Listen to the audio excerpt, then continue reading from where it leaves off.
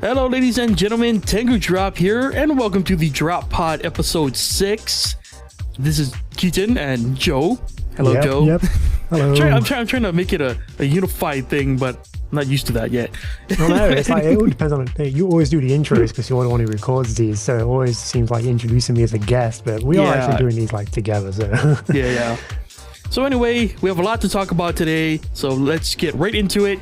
E3 just happened. It wrapped up a week ago from the recording of this podcast. So let's start. We're going to go in chronological order for the sake of just organization. So we're going to start off with Bethesda, who actually released details regarding Fallout 4 before E3 even kicked off, which is pretty cool to see. You know, it really got you amped up for what Bethesda was probably going to bring to E3, because they led before E3 with arguably the most anticipated title coming from the studio, the publisher in general. And there was the old thing with the old leaked Dishonored 2 Twitch announcement thing. Oh yeah, that was unfortunate. Note to anyone who ever streams anything, make sure your stuff is muted or you're offline, because... Yeah, how do you even do that? Like, I don't even get it, but there wasn't really many surprises, really, for Bethesda. I mean... I think the name of the game this year, well, to a certain extent it wasn't necessarily what you were surprised by, but just the solid showmanship in general from every major company, you know? Yep. Showing you things that you expected, but really bringing some of that punch, you know? So let's just start at the beginning. So Bethesda pretty much started off their conference with a nice look at Doom. Before this, we had 11 seconds of teaser, but we actually got a pretty in-depth look at the Doom gameplay. And I have to say, first off, the game looks beautiful. I can't wait to see if I can actually play that on high, you know, when I get my hands on it. But I like the way that they described Doom. Was like, it's gonna be much more of the classic Doom, you know. It's not gonna be like Doom 3 where it was more atmospheric and horror-esque. You know, this is more back to the fast pace, just shoot monsters and then, you know, have fun with it. So I'm a lot more excited for Doom than I was after seeing the actual gameplay, because it's a lot more old school shooter, which is like more my bag. Yeah, it definitely looks a little more old school, a lot more fast paced, gory as usual, but yeah, it did look pretty good. And I don't know, man, Doom's not really my type of game. I'm not really a big fan of that type of shooter, I guess. It looks like a lot of fun, but I think it's more kind of your game than it is mine. But it did look good. But I was definitely more excited about the Fallout stuff. I've seen a lot of people like moaning about the graphics. Like, what? Come on, who gives a shit? We'll talk about Fallout 4 in a minute, but let's just go through first from Doom, something they introduced that I'm kind of excited to see. Snap Map, I believe it was called, which is a map creator for Doom. And what they also introduced with this was Bethesda.net, which is a really interesting thing. Like, so I'm actually sort of excited for that, because it means that it's a central hub for everything Bethesda. But at the same time, I'm sort of nervous. Like, does this mean Bethesda is pulling like an Origin or that's what I got from it. It kind of seems like I've got to make another account for something I don't really want another account for. I really hope it's very hands-off, but you can use it if you want to. You know, like if you want to use Snap Map, I can understand having to go through Bethesda.net, but I hope we don't have to sign into Bethesda.net to play Fallout 4, for example, you know? Yeah, exactly. Nobody wants that shit. Nobody. Yeah, so we're obviously going to get a Fallout 4, but first they also announced Dishonored 2, which was kind of interesting. I haven't finished the first one, but it's interesting that you can play as the girl that you saved from the first one. That's really interesting. I wasn't expecting that. That's really cool. They announced Elder Scrolls Legends, which is an Elder Scrolls card game, which was a thing at this year's E3, which is to announce card games, but they showed nothing of the actual game, so that's up in the air. But I'm excited for an Elder Scrolls card game, kinda. You know, I like card games. Yeah. Then, obviously, the man himself, Todd Howard, finally shows up, and he's just like, I got Fallout. And then he shows off Fallout Shelter, which is a mobile game, but which apparently has got a lot of money since it got released. Well, it actually kind of looks like a fun mobile game. It looks like a game that I would boot up, like if I'm on a bus or, you know, waiting in line or something, just to, you know, see how my Fallout dudes are doing, and then, you know, see what happens. But then we finally got to the big thing that we have all been anticipating Fallout 4 Pip-Boy Edition is coming with a mobile app, which is pretty cool. Yeah. I can't afford it, but I would love to own it. Yeah. But yeah, they showed way more Fallout 4 than I thought they would at all. Yeah, there was a lot. There was like the crafting system. Yeah, so they showed you base gameplay, like things that you expected. And again, you know, like you said earlier, people are complaining about the graphics, but seeing this game in action, which I'm guessing is they were showing a console version. Right. It didn't look that bad. It looks, first off, it looks way more colorful, which thank God. I'm so happy that we have some color back in Fallout. Yeah.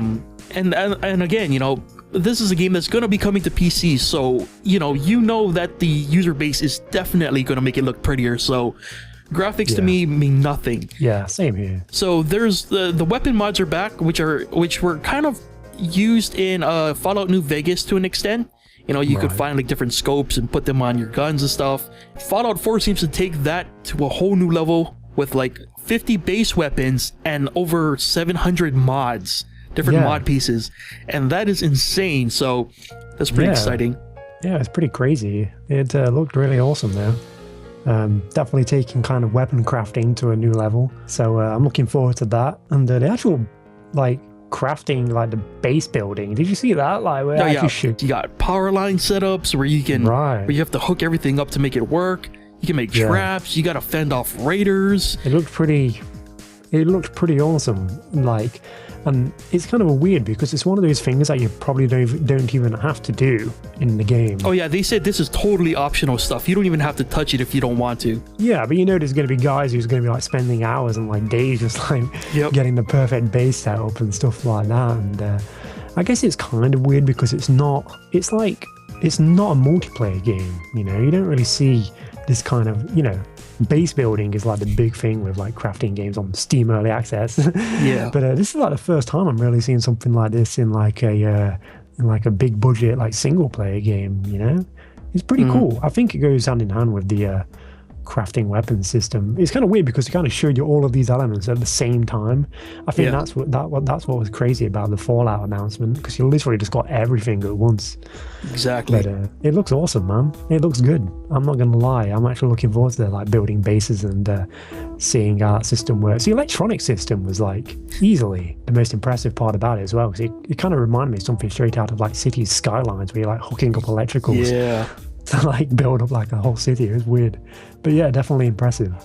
Yeah, I'm really excited. Like, I was already excited for Fallout 4, but the fact that there's all this new interesting stuff that you've never really seen in a Fallout game. And it's, you know, what's interesting is you're seeing a progression here, like an evolution of the game, because this sort of base building thing was sort of teased in Skyrim with Hearthfire. You know, you could build your own house. So it's nice to see that Bethesda's looking at what they've done in the past, and they're saying, okay, how can we make this better? How can we implement this into other games and, you know, give the player more options, more things to do? And I'm really psyched for it. And it's been a long time since Fallout 3. I know they had New Vegas after that, but it does actually feel like a full-on proper sequel to the stuff we've seen so far. Yeah, I think Bethesda really made a strong opening for E3 and really set the bar high for what the other companies had to do to win fans over. Yeah. So the next day following that was obviously Microsoft, who always starts off E3's, you know, just torrent of conferences. So we're gonna let's go down the list real quick. So they started off with Halo 5. Looks like Halo. I'm sure Halo fans really appreciated seeing it in action. Yeah, I've not got much to say about Halo really. Yeah. Fallout 4 made another appearance at Microsoft, and they dropped some pretty interesting bombs. First off, you get Fallout 3 for free if you purchase it, you know, on the Xbox One. And they also announced mod support for consoles, or at least Xbox One. That was crazy. So let's just think about this for a second. This has to be a very strict There's no way definition of mod. Yeah, not every mod on PC is going to make it over to console. There's just no way. Yeah. I'm interested to see what they exactly mean by mod support. Like, is this like curated in some way? Yeah, Bethesda's curated mods is probably what they're going to go for. But I like this, again, this progression of Yeah. consoles are getting some mod support too. So you know, we're one step closer to just one universal console, man. And although that was announced on the Xbox stage, I believe they said they're going to try and get that for PS4 as well, but no details have been. Yeah. All right, so they also showed off some Garden Warfare 2. I didn't play the first one. I thought the concept was interesting. Yeah, apparently it's really good, so it's great to see that they're continuing the support for a game that I originally thought was a joke, but you know. Yeah, right? I still think it is, but apparently a lot of people say it's good, so who knows. They showed off Forza. I'm not really a racing fan, but you know, I always like to watch racing or like car games because they always look the most beautiful. Was that the one where they dropped the car from the fucking ceiling? It was. And then what was weird is they cut back to when they were showing the trailer. They cut back to the audience watching, and they just showed half the screen was covered by this car going back up into the ceiling. I'm like, oh, okay, whatever. Yeah, next game. What happened? But anyway, Dark Souls 3's debut trailer. Oh yeah, that went under the radar, it felt like. There wasn't really much on it other than this trailer, right? It wasn't on a PS4 stage. What's interesting is the No broke this story beforehand, about a week beforehand or so, about Dark Souls 3 is coming. So they had a lot of the same stuff that we saw in the trailer. So, yeah, I feel like that leak sort of dampened Dark Souls 3's debut trailer. But it's nice to see that it's official. And it's, apparently, side note, this is actually like in development a year before the second one came out, so apparently the guy who worked on Dark Souls 1 and Demon Souls is working on Dark Souls 3, right? I don't know to what extent. I think they also said the same thing about Bloodborne, so regardless, I'm happy to see more Dark Souls. Apparently this is the final one in the series, so I hope they go up with a bang, man. Yeah, should be good. Yeah. And then they did some indie stuff. Tacoma from the Gone Home devs.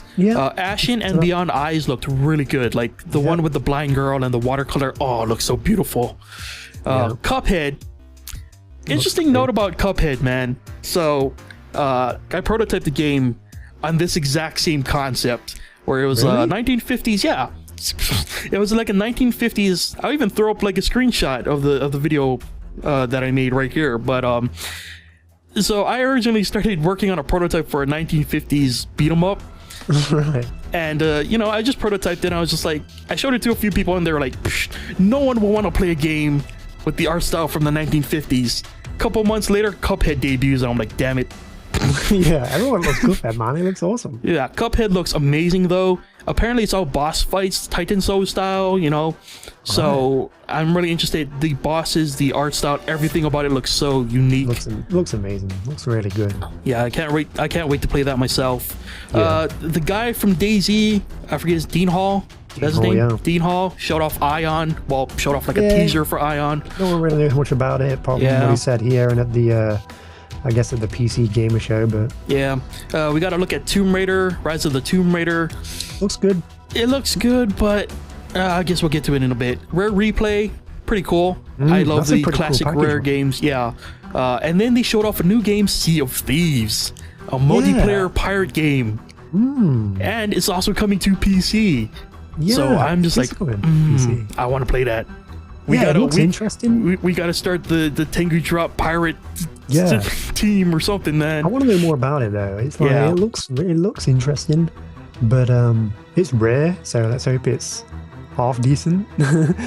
Showed off Fable Legends, Gears of War. I have in my notes here just meh on both games. Yeah, the Gears of War reveal was weird, man. I'm not I actually played through Gears 1 to 3. It was so dark. The gameplay, I don't know. I guess they played a dark level so they wouldn't have to make it look pretty.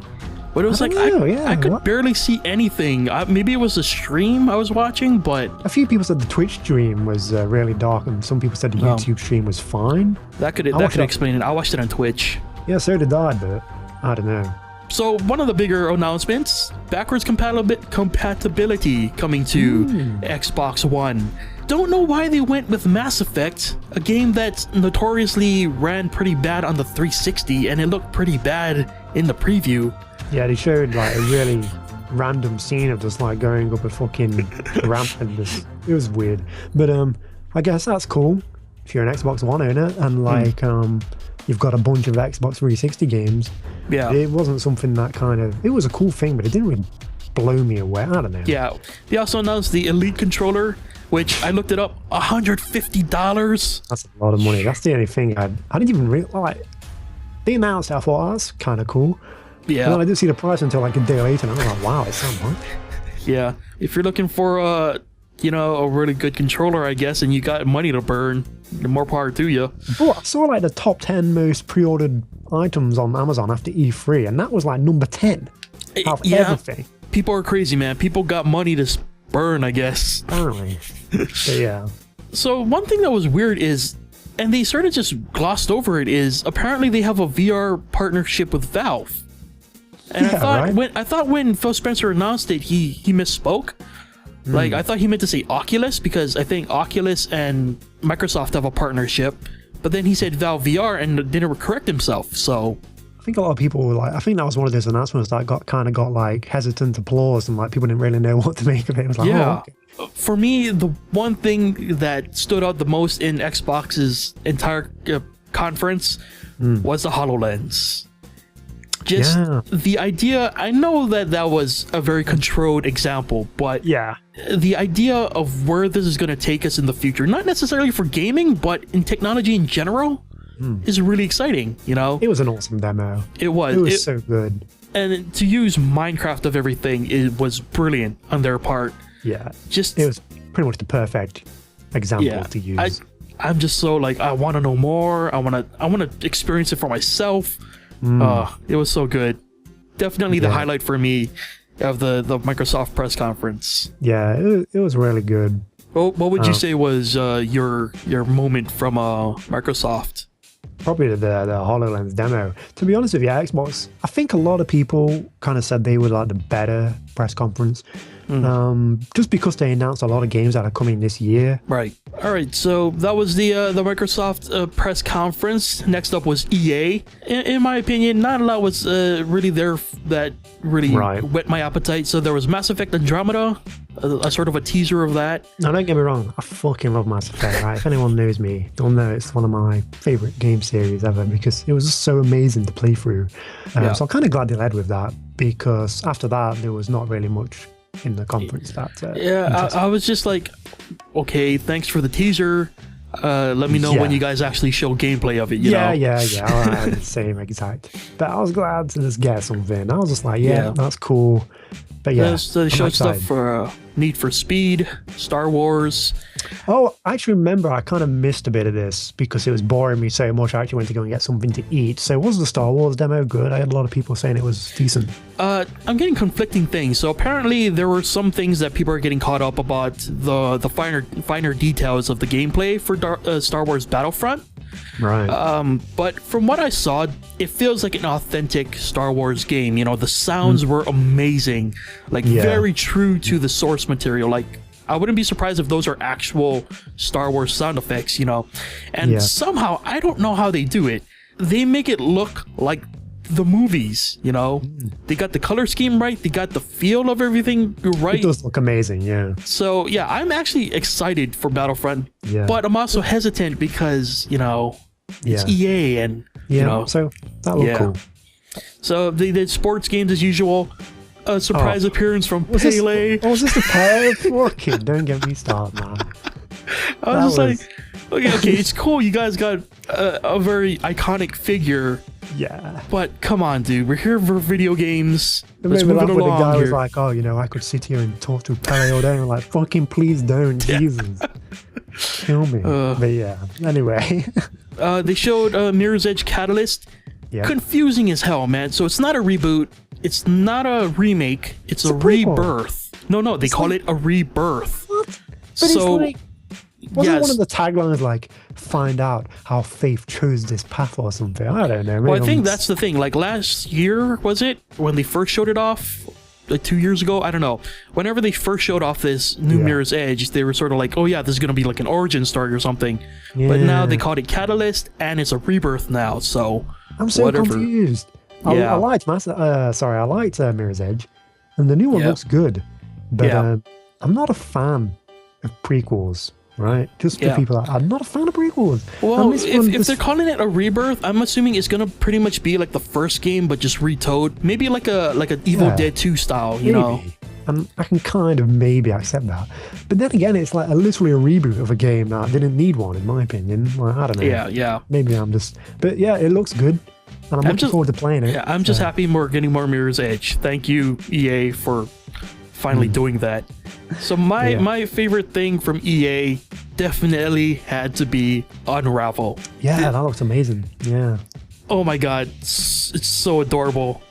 The presenter, God bless that man's heart, because you could tell that guy was he was nervous as hell. Like when he pulls the doll out of his jacket and he's holding it, he's showing it, he's shaking so much. I just want to hug him and be like, "You're doing fine, man. Just keep going."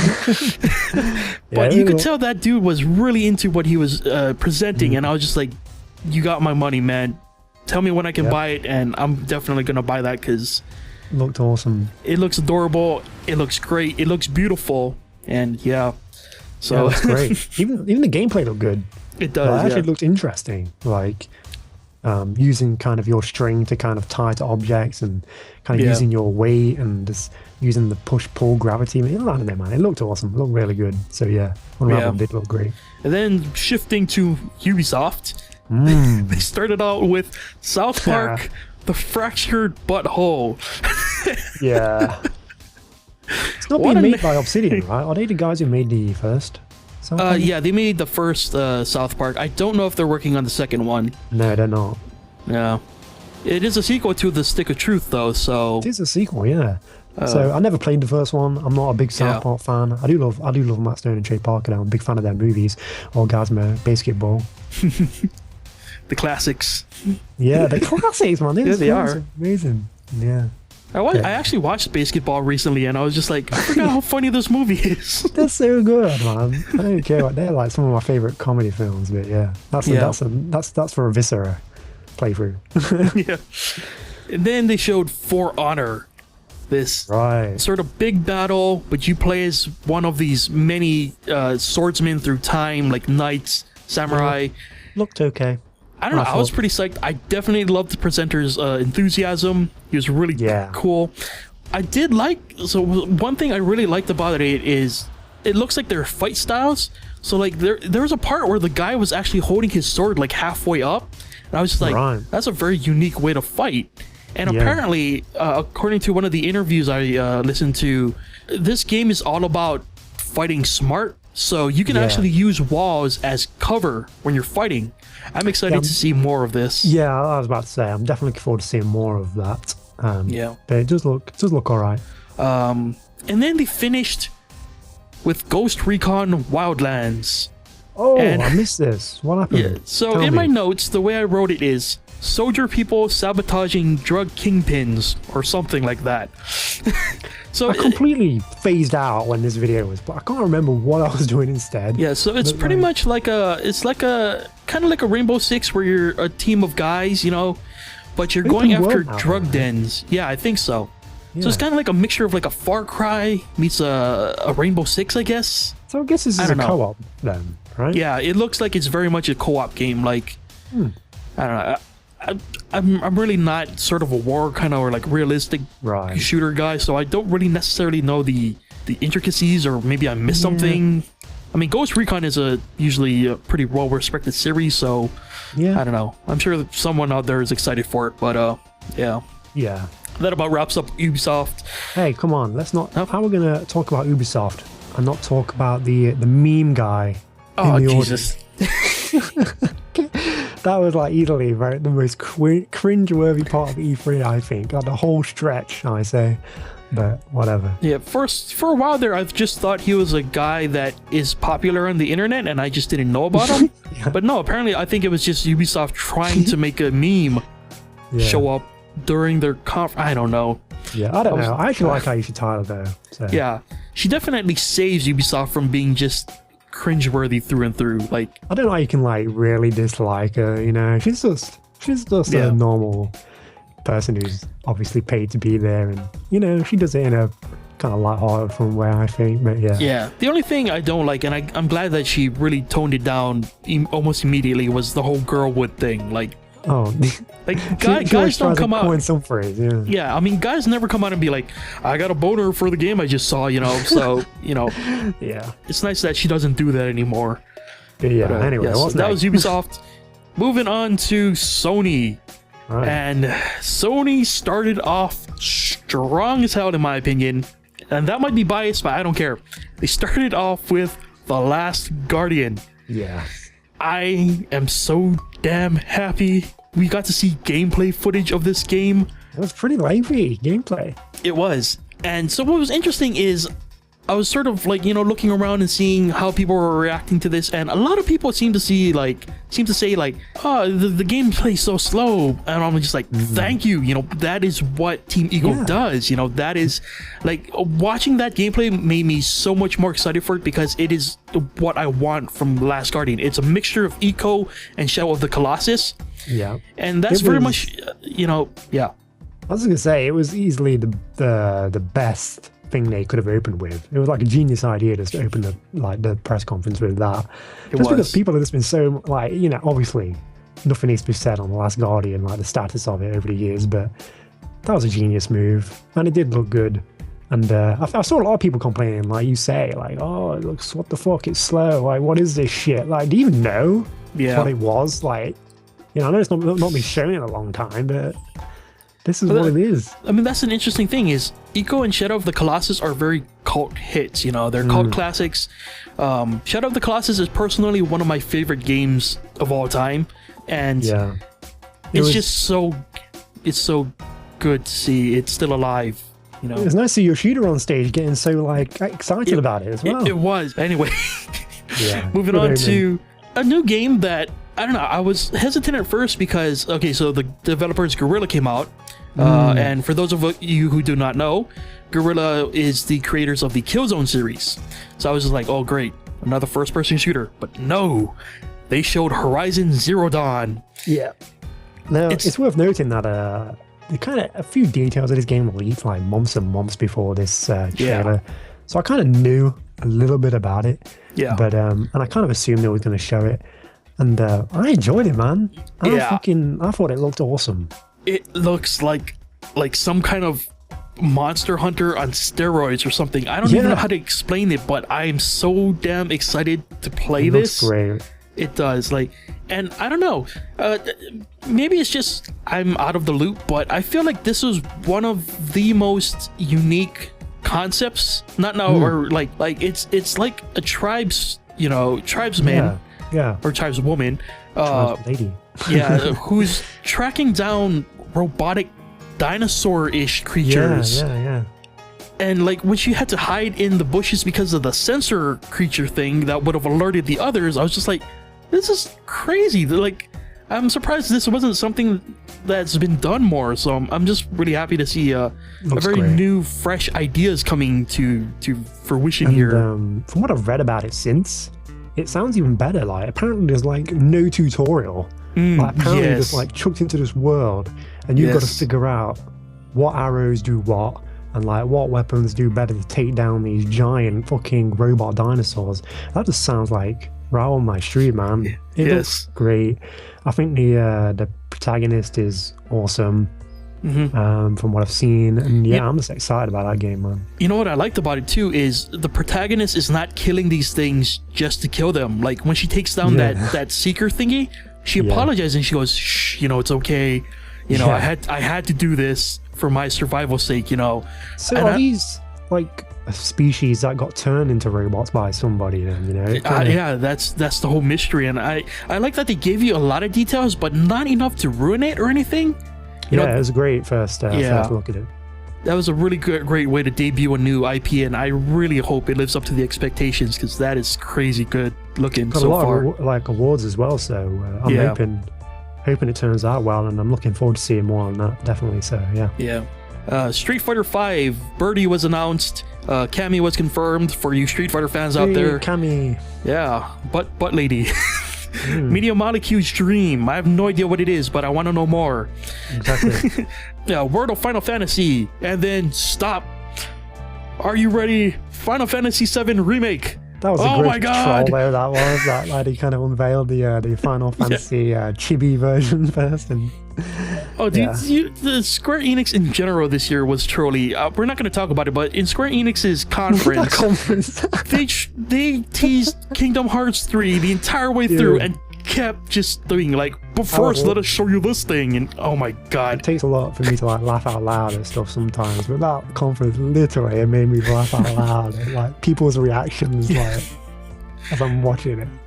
I was sort of one of those people just like, I just want to see Kingdom Hearts 3, just show it to me, stop teasing. And he was like, without further ado, by the way, that guy in the crowd it was great. Anyway, Final Fantasy VII Remake, god damn it, I am so excited for that. So before we get to the big one, I'll just go through the others first. No Man's Sky, we saw gameplay.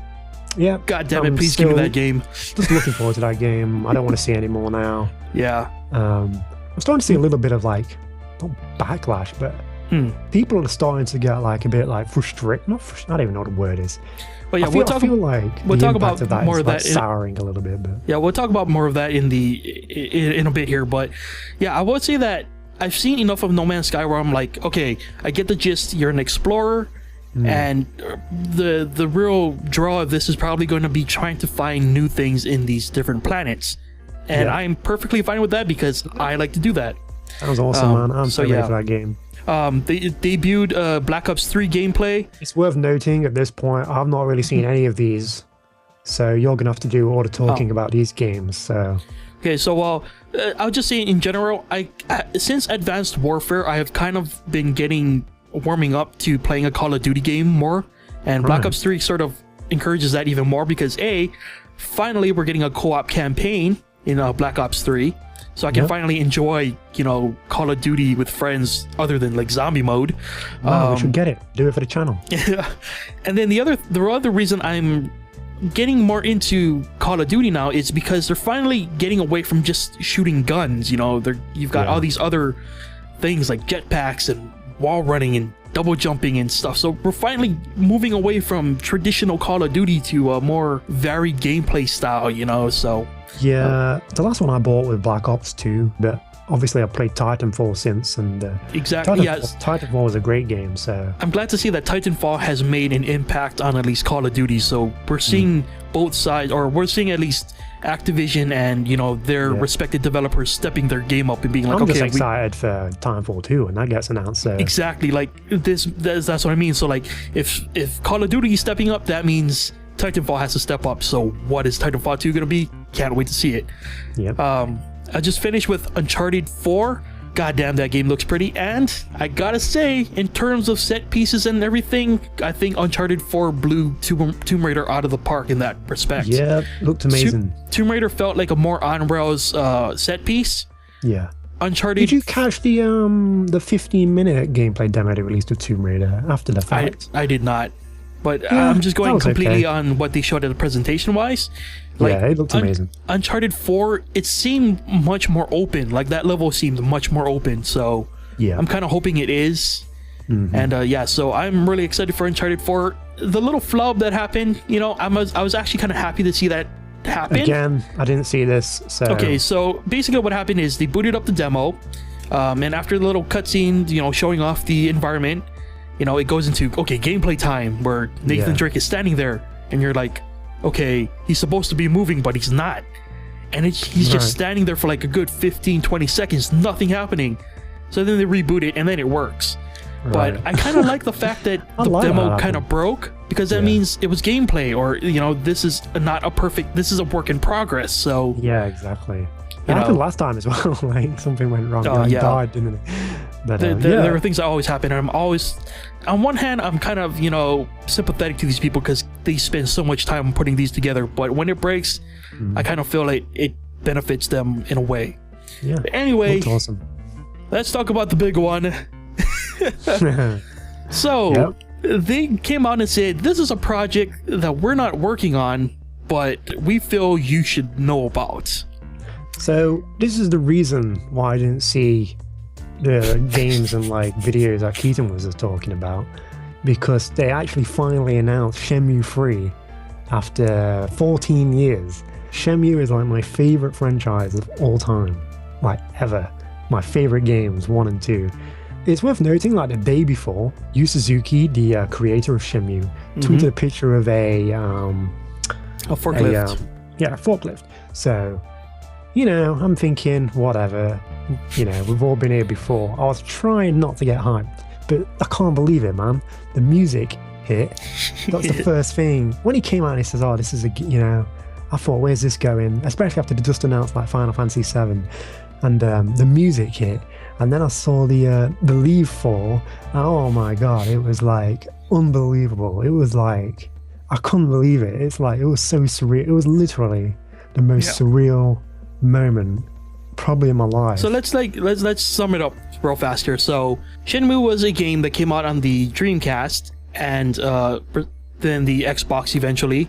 It was supposed to be a trilogy, right? No trilogy. Oh, more than 3 games. Yeah, well, it was supposed to be a multi-part series, but it unfortunately only got to Shenmue 2. And from what I understand, Shenmue 2 was left with a lot of unanswered questions, right? Yeah, not even that. Literally cliffhanger. So the story was never finished, and I think that's why fans have been so vocal about it, right? Because it was never finished. Imagine that for 14 years. Like, there's unanswered questions, the story completely unfinished. And Shenmue is a game which is dependent on story. It's like, it's so rich in terms of like the world that you're playing. Like, it makes you feel like you are the main character. So at the time that Shenmue came out, it presented a lot of game mechanics that would eventually become sort of game mechanics that other games would go on to not only utilize but build off of, things like QTEs and the whole open world concept. And that for anyone who doesn't know why Shenmue is so popular, this is why. Like, it was a game sort of ahead of its time on a console that was ahead of its time, and it never got a resolution. And again, like Joe said, for 14 years.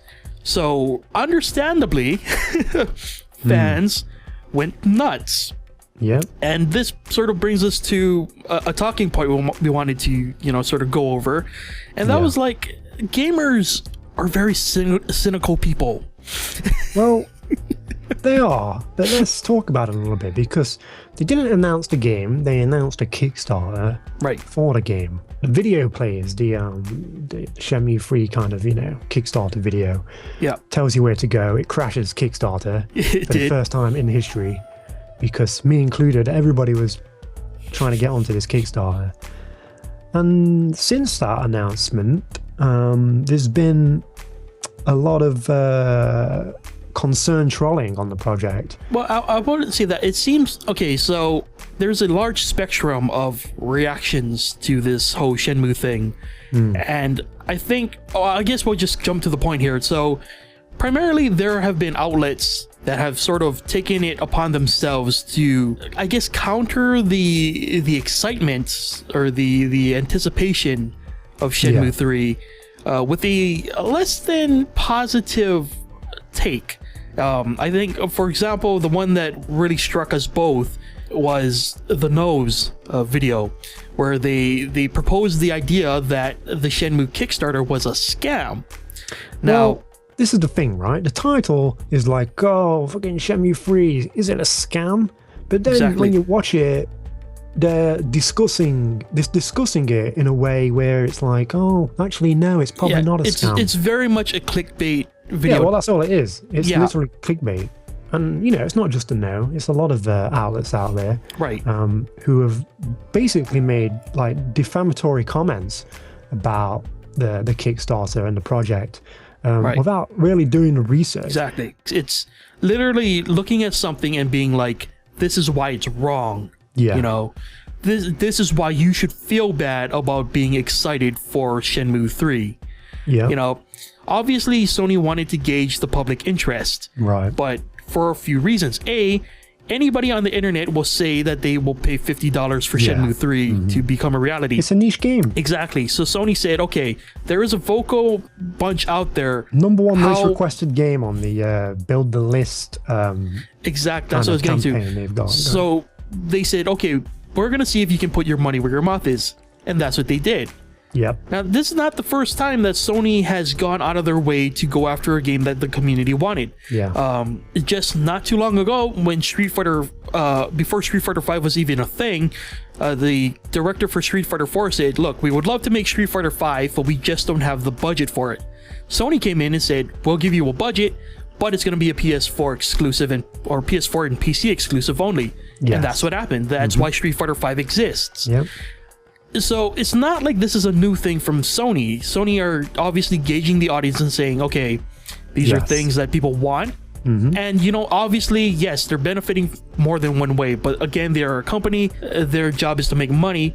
But at the same time, they're also making fans happy. And they're going for very niche fan bases, which is fine, you know? But the other thing that people seem to forget is Sony is not going to publish it. They have come out and said that they're going to have their backing, as they call it, is pretty much in the marketing and the PS4 side of the deal.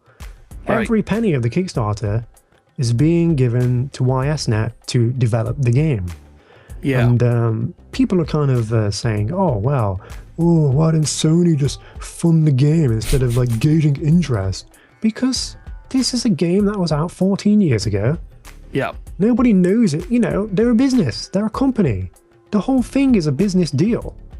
A lot of these details are never made public in games that you can just go and buy off the shelf. And you know what? The thing is, like, again, I'm not the biggest Shenmue fan, but I do know who Yu Suzuki is. And my biggest thing is, I'm slightly insulted by the way people are treating this, because this is Yu Suzuki. He's legendary. Oh, but Keaton, that's no excuse. Blah, blah, fucking blah. Who cares? The fact that he even has to go to Kickstarter to get a game he wants to be made done is just so depressing in a way. The guy's a legend, man.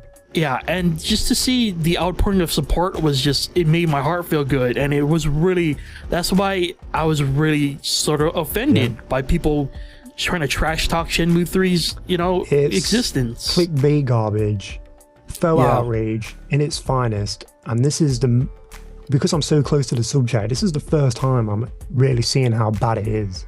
Yeah. You know, I see every article headline because I'm paying attention, because I'm a big fan of the series. And it's just, I just ignore it. Yeah. I mean, the way I've been looking at it too is, okay, let's give these people what they want. Let's say Sony picks up the entire tab for Shenmue's 10 million plus budget. That probably means, hypothetically, that means I'm assuming Sony has only put aside X amount of money to fund these niche projects, right? Yeah. So let's say that they have this pool of money.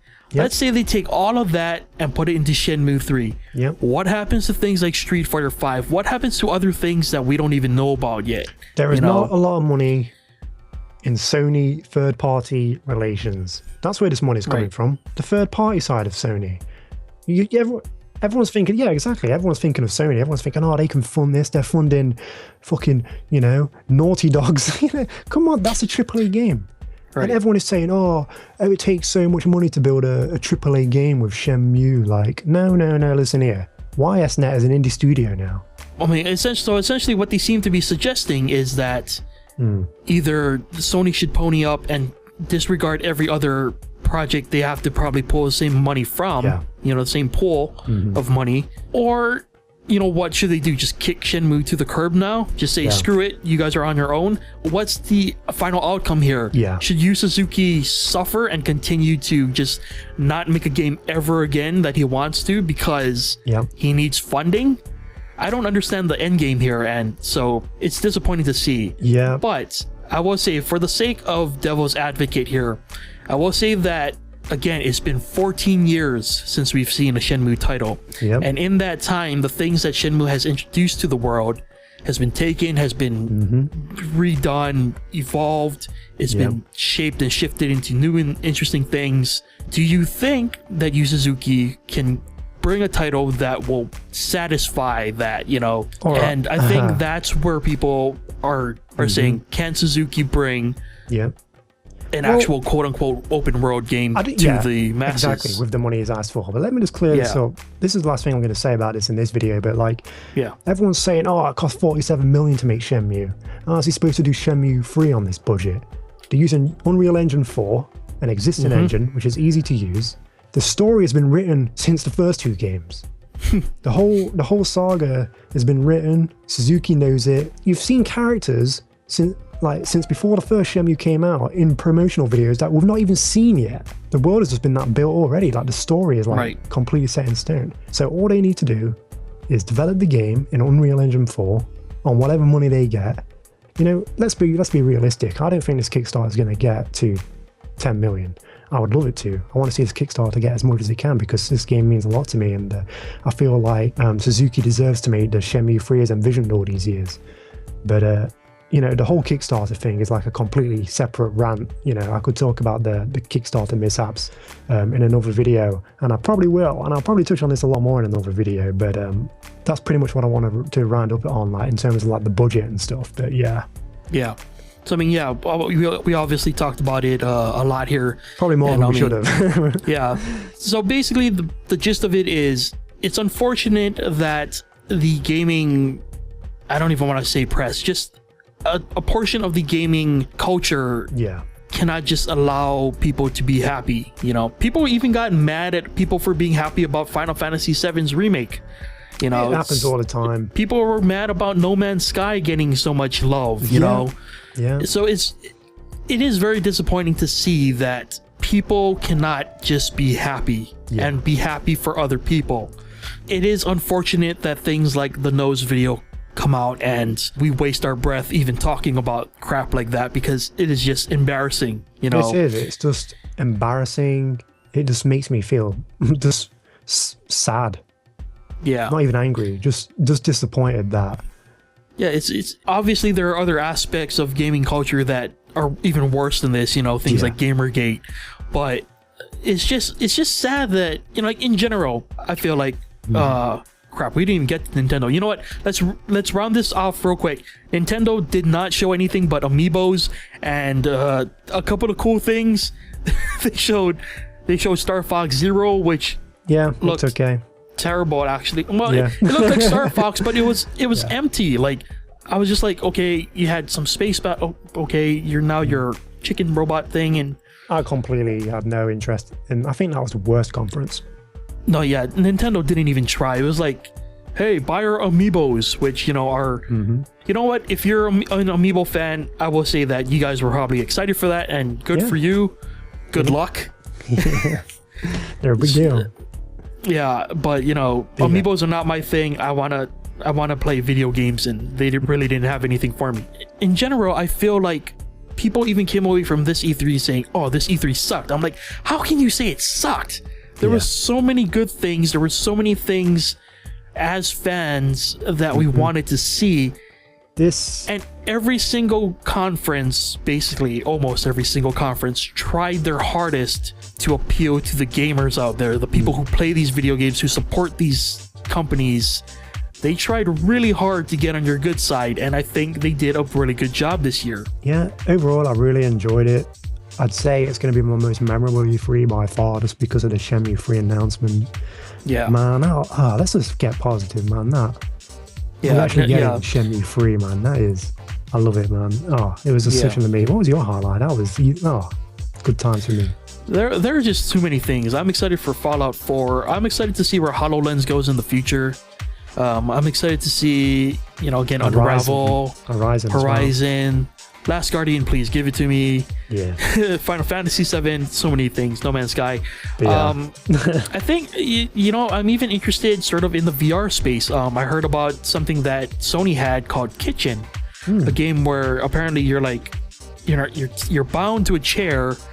A guy like gets killed in front of you, and then it's about escaping this, or trying to escape this murderer who's trying to, I don't know, toy with you or something. I don't know. That sounds fucking insane. Yeah, it sounded crazy, and I'm actually kind of excited. I don't know if I'll ever pick up a VR headset at some point, but I do like the strides that the gaming industry is trying to go towards, and I hope that they can benefit from all of this spent time and money, because you know, and hopefully, you know what, hopefully the fans will win out in the end, and all the naysayers will just shut up. Yeah, exactly. So I guess in all, I think that this E3 was very good. I came away with it very satisfied. I was more tired than usual because I was just looking into so many things. I will say, whoever decided that Tomb Raider should come out on the same day as Fallout 4, you should be ashamed. And you should probably reevaluate your job position because you messed up. You best hope that either Fallout moves up or gets delayed, or you delay or you move up, because you're sending that game to an early grave by having it come out on the same day as Fallout 4. Yeah, it's pretty bad, but what can you do? But for you, Joe, other than Shenmue 3, what were your highlights? Ooh, Shenmue 3. To be honest, there wasn't really much that like blew me away, you know. Nothing that I really enjoyed Fallout 4. Horizon looked great. I really like seeing the new Mass Effect finally get a mention. I think that's about it, to be honest with you. Yeah. So I guess basically overall we're just excited for Tell you what I was sad about. I was sad there was no games. Talos Principle on the PS4. Like, not even a glimpse of it in like any of their promo videos. Yeah, you know, I guess. Well, I guess since Talos Principle came out. Yeah, but not on PS4, a year ago? Come on. Yeah. Devolver sort of pulled back this year in terms of like games they were showing off. They showed a couple of games, but there was like From Russia with Love or something was one of them. Yeah. Enter the Gungeon. There was nothing on. This wasn't shown on stage or anything, but Relativity. I saw Willie Chire. The developer. He was on the PlayStation stage, you know, showing his game. And it's really awesome to see that on stage. I've been following him for years now, so I'm really looking forward to Relativity. So, but yeah, I would say we follow him on Twitter, and every once in a while, you know, I'll just check out the tweets of like what the devs and everything we're following are talking about. Yeah, the dude has like the worst luck with hard drives, man. I don't know if you read his tweets, but like it seems like every few months one of his hard drives is dying. Yeah, I don't know what he's doing to his hard drives, or if he's buying like cheap hard drives, but come on, man. Yeah. I don't know what's going on. That's exciting. But... Someone get this man a working hard drive. But yeah, man, it was a good E3, Shenmue 3. Oh my god. Oh my god. But that's our long-winded wrap-up of E3. Holy crap. Yeah. Exciting times ahead. Really can't wait to see some of this in action and just get my hands on it and play the hell out of it. Ugh. Even talking about it, I'm winded already. I'm just like... Oh, I'm like exhausted now, man. But I'm gonna end this and go back to looking at the Shenmue 3 Kickstarter page. That's pretty much all I'm going to be doing. So yeah, with that, we extend the questions to you, the lovely listeners. What were you excited to see at E3? Are you anticipating Shenmue 3 as well? You know, what are the games that really made you excited for watching E3, or were you let down by E3? Yeah, even love to hear your thoughts on all this lovely video game goodness. So be sure to leave them in the comments, or just general questions about what kind of games we like. I don't know what other games we might want to dream about, and we'll address that in a future episode. I don't know. What 14-year-old games do you want a sequel to? Should we wait another 14 years for another Duke Nukem game? Yeah, that was a terrible way to end it. Just brought all that back down. All energy. I feel dirty now. Anyway. Shenmue 3. That was our E3 wrap-up. Thank you, everyone, for listening. Thank you, Joe, for joining me. And, once again, leave your thoughts in the comment section below. But anyway, that will be the Drop Pod episode 6. Once again, thank you for listening. And, we'll see you guys next time. See you guys. Bye. Shenmue 3.